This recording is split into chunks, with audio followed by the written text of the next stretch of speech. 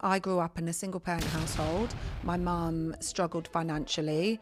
We had bailiffs come to the house. You know, I grew up in an underprivileged area. It was the norm for that kind of stuff to happen. It was the norm for us to not have money, you know.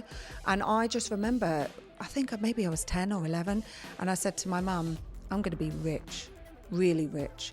And I remember my best friend, her stepdad had a swimming pool in his garden, and they were actually a huge part of why I wanted to be successful, because I remember going to her house and thinking, whoa, they have a swimming pool in their garden? What? And then I was like, well, if he can get a swimming pool in his garden, I can get a swimming pool in my garden. And honestly, I think that's how I think about everyone. I have a lot of really wealthy friends now that I can tap into and talk to anytime. And even sitting in front of Lord Sugar and stuff, I never have that fangirl feeling.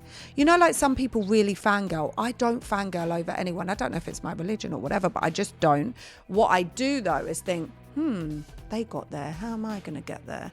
And then I'm like a sponge and I want to absorb everything. So I say, I don't need anyone to buy me dinner. I don't need you to do anything for me. What I need you to do, if you can, just tell me how you did it. And I'm the more entrepreneurs that I sit around that are super successful, they actually love my desire to hear their story. Because I think when they get to a certain point, like some of my friends here with all the Rolls Royces and all the properties and everything, I don't think anybody at that point asks them, well, where did it start?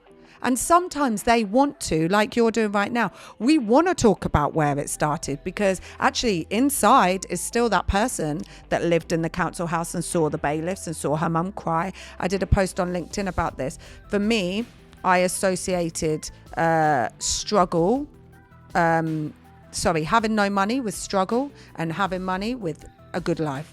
So that was it. It wasn't because I wanted shiny objects, and I'm still not like that. But I didn't want to see my mum on the floor crying because she had financial trouble. So what could Khadija do to change that? I'm going to create generational wealth. And everyone that I know and love, or is a blood relative or a friend, is never going to have to suffer, inshallah, because Khadija's going to be there to save the day. And that's basically what has been my driver, and is still my driver, because I'm still... People say, wow, you've done so much. I'm like, I haven't even started. Yeah. And that's a common thing that a lot of us actually feel when people come to you and say, oh, you know, you've done so much. Yeah. And we're like, look, I haven't actually started. Or No. you never feel that. And that's, and it's a common story even when you go and you speak to other, you know, successful entrepreneurs and people, is no one's really dwelling on what you've done, you know, and there's a big misconception a lot of the time when it comes to quote unquote success. And again, for me personally, success is not, you know, just wealth. You know, success is being comfortable with wealth, being comfortable without wealth. That there's For success sure. in that, absolutely. Young people need to understand the journey to being successful, quote unquote, whatever that is. Yeah. Not the end product and the glamour and the lifestyle that they think comes with success, or that they feel is success. Yeah. Wealth is part of that, and that's totally cool, and wealth is important, and there's lots of really, really important things that wealth creates and gives from Like a family freedom. perspective. Absolutely. That's it. But I've reflected on wealth for 8 years now. And again, like properly sat down and thought about what is wealth, how does it work, and when I sold my first business, you know, we moved to Medina, and Medina's where we've basically lived for the last, you know, 8 years or so, and that's when someone had said to me actually that 9/10 of barakah is in trade. So the first thing I did when I turned up is I started trading. You know, so I just started trading. I started sending containers to different parts of the world. Love it. And that actually sparked something for me that led me into, you know, launching a finance firm, an investment firm, and financial services, and supporting people. And that's a different story. But the point, since then, I've reflected on wealth a lot, and even wealth means different things for different people. For sure. And one definition is not what it is for everybody. Yeah. But what I find really sad, actually, and you touched upon it then, is this shiny object syndrome, that wealth equals, and you know what, I'm being a hypocrite. I've got a Chloe shoe on and I've got an Hermes belt. I've maybe got 10 designer items. And, you know, if I see something and I really love it, I'll buy it. But other than that, I'm not that fussed, you know, like I'm not. What makes me sad is that we now live in a world where it's like, well, have you got the latest Hermes bag? I will tell you one thing, and you heard it here straight. I don't care how successful I am. I'm not spending £100,000 on a bag.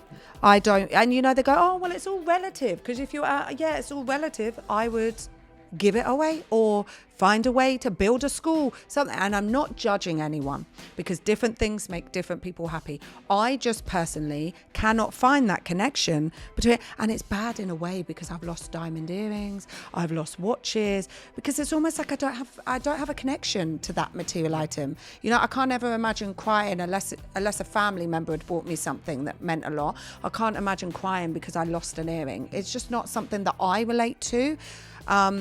I feel like my purpose is to try and help people remember that you came into this world with nothing and you're going to leave with nothing. And instead of what watch you're wearing or what bag you're carrying or whatever, let's focus more on our impact that we have to other human beings, because being Muslim, on the day of judgment, Allah doesn't care what Birkin you had. At the end of the day, it matters how you make other people feel, you know? And I just think that the world is just clinging on, and it's great for businesses, designer brands. I'm not trying to put designer brands down. A lot of hard work goes into it, and it's great for them. But what has happened to us that you sit and have dinner? I have a rule. Anyone that has dinner with me is not allowed to sit on their phone. Because the amount of times I've gone out to eat in Dubai and you see the couples and they're like that. What? I don't understand what's happening. Am I old school? I'm only 35. I don't understand. Why are we sitting on our phone? My kids are not allowed to sit on their iPads when we eat.